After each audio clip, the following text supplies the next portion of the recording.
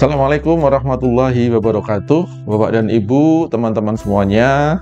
Salam jumpa kembali dengan saya Nurholis dari Sharing Pajak M&Co. Kali ini saya akan membahas satu kasus yang ditanyakan oleh teman-teman kita yang ada di luar negeri, WNI yang bekerja di luar negeri, berkaitan dengan informasi pemadanan NPWP ya, dengan NIK. Mereka semua resah. Apakah kami, Pak, harus melakukan pemadanan? Kalau nggak melakukan, bagaimana nasib kami di sini? Ya, katanya akan dipersulit. Nah, ya, oke, ya. Jadi teman-teman semuanya, walaupun teman-teman itu ada di luar negeri, maka kewajiban pemadanan tetap harus dilakukan. NPWP Anda, teman-teman semuanya harus valid, ya, harus valid, harus sesuai dengan data-data yang ada di NIK.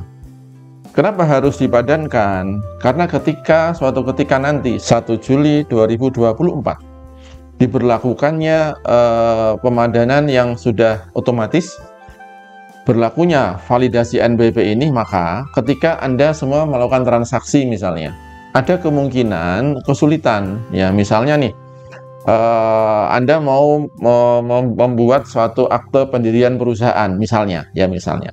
Nama Anda dicantumkan sebagai pengurus. Nah, di situ kan ada data NIK-nya berapa, NPWP-nya berapa. Maka ketika NPWP-nya belum padan dengan NIK, bisa jadi urusan legalitas dari pembuatan perusahaan itu nanti akan terhambat. Termasuk misalnya ada pembukaan rekening bank, ya, atau pembaruan rekening bank. Itu nanti akan terkoneksi bahwa NPWP kita belum valid. Ya, maka proses kita nanti akan terhambat. Bisa jadi seperti itu. Untuk itu maka teman-teman semuanya lakukanlah, ya, ceklah di DJP online apakah NPWP Anda semuanya sudah valid atau belum. Ketika sudah valid, ya sudah selesai, tidak usah lakukan validasi lagi, ya.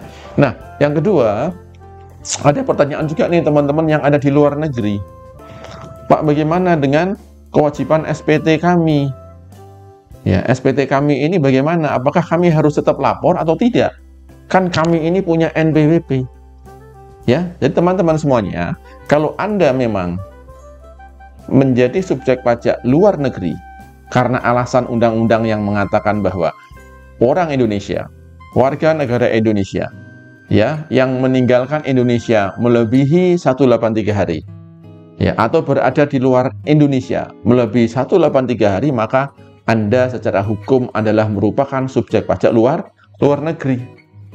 Sehingga apa? Sehingga Anda nggak punya kewajiban membayar atau melakukan kewajiban apapun perpajakan di Indonesia. Begitu Anda sudah melampaui 183 hari keluar Indonesia, maka secara otomatis Indonesia tidak punya lagi hak pemajakan. Nah, permasalahannya tahun 2020 ke sini, ya, mulai tahun 2020 akhir, itu ada satu kewajiban yang namanya, jadi misalnya begini ya, ini saya gambarkan, ini ada garis ya, ada garis, ini Indonesia, ini misalnya China misalnya ya. Nah, awalnya di sini ada Mas Ali gitu ya. Mas Ali adalah orang Indonesia, warga negara Indonesia, kemudian dia berangkat ke China, ya. Nah, ketika dia sudah melampaui 183 hari, maka Indonesia nggak punya hak pemajakan lagi. Yang punya hak pemajakan adalah China di sana. Cuman ini tidak serta-merta, ya, kemudian kita jadi nggak punya kewajiban apa-apa. Supaya kantor pajak tahu bahwa kita ini adalah subjek pajak luar negeri, ya, maka yang harus kita lakukan pertama kali adalah kita harus mengurus satu SK yang namanya SK SPLN. Surat keterangan WNI memenuhi syarat sebagai subjek pajak luar negeri. Dengan kita memiliki surat ini, maka kita akan aman, ya, akan terbebas dari permasalahan pajak.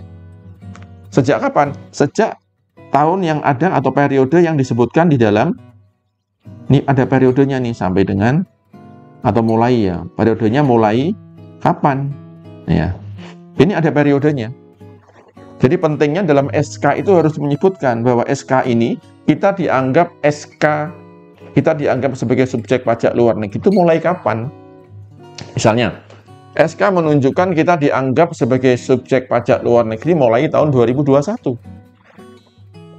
Maka 2020 kita masih dianggap sebagai subjek pajak dalam negeri.